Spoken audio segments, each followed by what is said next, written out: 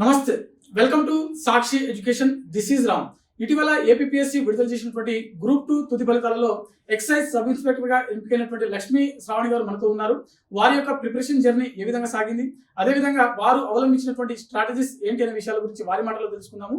నమస్తే మేడం. నమస్తే సార్. ఒకసారి మీ నేటివ్ ప్లేస్ గురించి అండ్ మీ కుటుంబ నేపథ్యం గురించి ఒకసారి. ఫస్ట్ నా పేరు మీరు ఎలాగ చెప్పారు కాబట్టి నేను నెల్లూరు నుంచి వచ్చాను. మాది ఒక నార్మల్ మిడిల్ క్లాస్ ఫ్యామిలీ. నాన్నగారు సివిల్ ఇంజనీర్గా ఉంటారు, అమ్మ హౌస్ వైఫ్, కానీ తను గ్రాడ్యుయేట్. అండ్ అన్నయ్య ఉన్నారు, అన్నయ్య ఎంప్లాయీ. మీ ఎడ్యుకేషన్ బ్యాక్గ్రౌండ్ ఏ విధంగా సాగింది? చిన్నప్పటి నుంచి సూపర్ మెరిట్ అని చెప్పను, బట్ డీసెంట్గానే జరిగింది. నేను బీటెక్ కంప్లీట్ చేశాను, EC department, Sree Vidyanikethan college నుంచి, తిరుపతి నుంచి.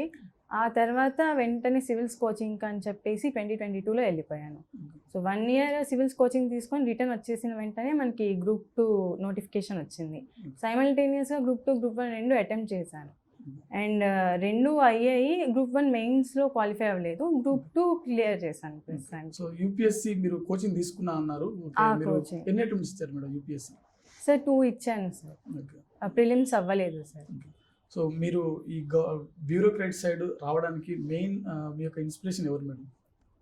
ఇన్స్పిరేషన్ అంటే మా నాన్నగారికి ఈ ఫీల్డ్ అంటే చాలా ఇష్టం. అంటే మా ఊరి మొత్తంలో మా నాన్నగారే ఫస్ట్ గ్రాడ్యుయేట్ అనమాట. సో తను ఈ ఫీల్డ్కి రావాలనుకున్నాను, కానీ తనకి రిసోర్సెస్ లేవు. సో ఇప్పుడు తను ఒక సాలరీడ్ ఎంప్లాయిడ్గా ఉన్నాడు కాబట్టి తన పిల్లలకైనా గవర్నమెంట్ సైడ్ పుష్ చేయాలని అనిపించింది. తనే గైడ్ చేశారు మమ్మల్ని. సో మీ యొక్క ప్రిపరేషన్ జర్నీలో మీకు అమిగోస్ కోచింగ్ ఇన్స్టిట్యూట్ నుంచి ఎలాంటి సహకారం అందింది? సార్ అమిగోస్ పర్టికులర్గా నేను చెప్పాలంటే నాకు గ్రూప్ 1లో చాలా హెల్ప్ చేశారు. మెయిన్స్ ఆన్సర్ రైటింగ్ అంటే నా first answer writing UPSC prelims అవ్వలేదు కాబట్టి మెయిన్స్ ఆన్సర్ రైటింగ్లో ఫస్ట్ అటెంప్ట్కి నాకు కాన్ఫిడెన్స్ ఇచ్చింది అయితే అమిగోస్. అండ్ ఇప్పుడు గ్రూప్ 2కి కూడా పర్టికులర్గా ఏపీ హిస్టరీ అనేది ఉంది. ఇప్పుడు నేను జెన్జీ కిడ్ని, సో మాకేంటంటే main problem Telugu text books ఎక్కువ ఉన్నాయి ఏపీ హిస్టరీకి, ఇంగ్లీష్లో లేవు వర్షన్స్. సో మాకు ఇంగ్లీష్లో చదవాలంటే రిసోర్సెస్. సో ఇప్పుడు అమిగోస్ ఐఎస్ వాళ్ళు నేను ఫస్ట్ డే వచ్చినప్పుడు కింద రఫీ సార్ ఉంటే రఫీ సార్ని వెళ్ళి కలిసాను. సార్ బుక్ లిస్ట్ గురించి చెప్పండి సార్, నాకు అస్సలు ఏపీ హిస్టరీ గురించి ఐడియా లేదు, ఎగ్జామ్ దగ్గరలో ఉంది అంటే సార్ తెలుగు అకాడమీ బుక్స్ అన్నీ చెప్పారు. సో అది రిసోర్సెస్లో నాకు చాలా హెల్ప్ చేశారు. అండ్ ఆన్సర్ రైటింగ్లో ఇప్పుడు ఏమైతే ఇప్పుడు నేను గ్రూప్ 1కి చదివానో అవే గ్రూప్ 2లో కూడా రిఫ్లెక్ట్ అయ్యాయి. సో ఏబీ హిస్టరీ అనేది బేస్ ఫౌండేషన్ అయితే నాకు గ్రూప్ 1లోనే పడింది.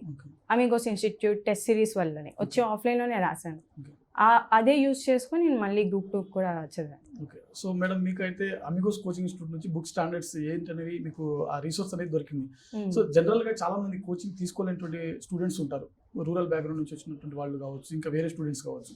సో అలాంటి వాళ్ళు స్టాండర్డ్ బుక్స్ సెలెక్ట్ చేసుకోవాలని అంటే ఎలా సెలెక్ట్ చేసుకుంటే బాగుంటుంది? అంటే అకాడమీ పరంగా కావచ్చు, లేకుంటే మార్కెట్లో మనకు నెంబర్ ఆఫ్ ఆథర్స్కి సంబంధించినటువంటి బుక్స్ అనేది అందుబాటులో ఉన్నాయి.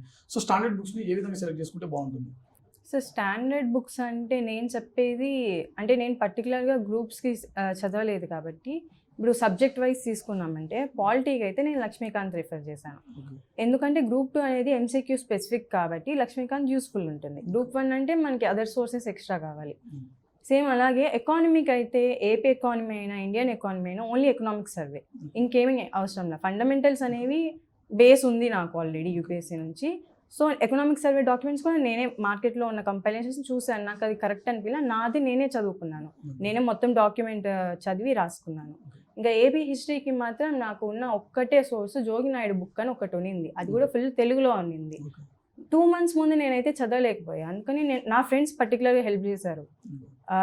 మా అమ్మ, మా ఫ్రెండ్ వాళ్ళు తెలుగులో చదువుతుంటే నేను అప్పటికప్పుడు ఆ టెక్స్ట్ బుక్లో ఇంగ్లీష్లో ట్రాన్స్లేషన్ చేసుకునేదాన్ని. సో నా బుక్ అంతా ఆ బుక్లో తెలుగు కన్నా ఇంగ్లీష్లో ట్రాన్స్లేట్ చేసుకొని చదవాల్సి వచ్చింది. ఎందుకంటే ఇప్పుడు కొన్ని నీలి మందు అంటారు, అవి ఇండిగో అంటే మాకు తెలుస్తుంది. సడన్గా అలాంటివి ఉంటే ఇది రిసోర్సెస్ లేకపోవడం పర్టికులర్గా ఏపీ హిస్టరీలో అయితే చాలా ప్రాబ్లం వచ్చింది. సో నా మార్క్స్ లిస్ట్లో కూడా ఏపీ హిస్టరీయే నాకు డ్రాబ్యాక్, మిగతావి నాకు స్ట్రాంగ్ పాయింట్స్ కాబట్టి అవి సెట్ అయిపోయాయి. మేడం మీరు గ్రూప్ 1 కూడా రాశామని చెప్పారు ఇందాక. సో గ్రూప్ 2 కంటే ఓకే ఎంసీక్యూస్ ఉంటుంది కాబట్టి కొంతవరకు మేనేజ్ చేశారు.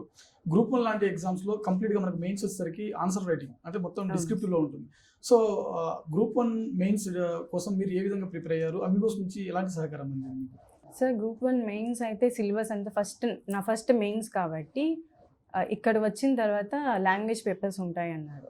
లాంగ్వేజ్ పేపర్స్ అనేది ఫస్ట్ క్వాలిఫైయింగ్ నేచరే అయినా కానీ నేను ఎప్పుడు రాయలేదు కాబట్టి నాకు కొంచెం టెన్స్డ్గా ఉండింది.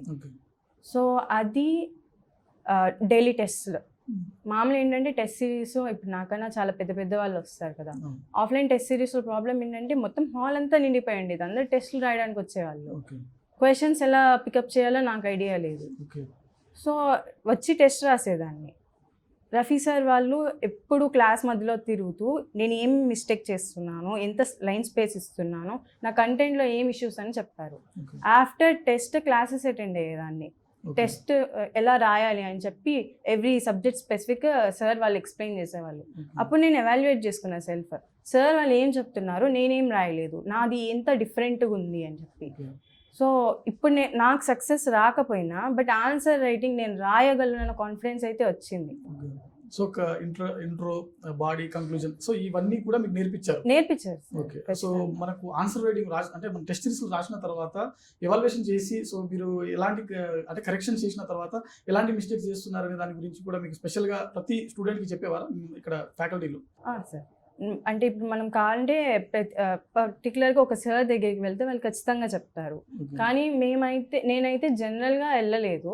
నేను ఓవరాల్గా వాళ్ళు చెప్పేదాన్ని బట్టి అర్థం చేసుకుని నా మిస్టేక్స్ నేను ఐడెంటిఫై చేసుకున్నా. ఎందుకంటే నాకు అర్థం అవుతుంది వాళ్ళు చెప్పినట్టు నేను రాయలేదు కాబట్టి. సో అది నేను సెల్ఫ్ ఎవాల్యుయేట్ చేసుకొని రాశాను. సో మీరు గ్రూప్ 1 మెయిన్స్ తర్వాత అంటే ఇంటర్వ్యూకి మీరు అటెంప్ట్ చేయలేదు, అంటే మెయిన్స్ తర్వాత క్వాలిఫై కావాలి. సో మీరు కావచ్చు, లేకపోతే మీతో పాటు చదివినటువంటి స్టూడెంట్స్ కావచ్చు, లేకపోతే మీ సీనియర్స్ ఇక్కడ అమిగోస్ కానివ్వండి, లేకపోతే అశోక్ నగర్ సరౌండింగ్స్లో చదువుతున్నటువంటి స్టూడెంట్స్ కానివ్వండి, చాలా మంది 3 to 5 years వరకు చదువుతూ ఉంటారు. 2 to 3 attempts ఇస్తారు, 5 attempts ఇస్తారు, కానీ సక్సెస్ కానిటువంటి పరిస్థితి. సో అలాంటి స్టూడెంట్స్ కామన్గా చేస్తున్నటువంటి మిస్టేక్స్ ఏంటి అని అంటే మీరేమంటారు, మీరు చూసినటువంటి విధానంలో? సార్ నేనైతే ఫస్ట్ నా సెల్ఫ్ ఎక్స్పీరియన్స్తో చెప్తున్నాను.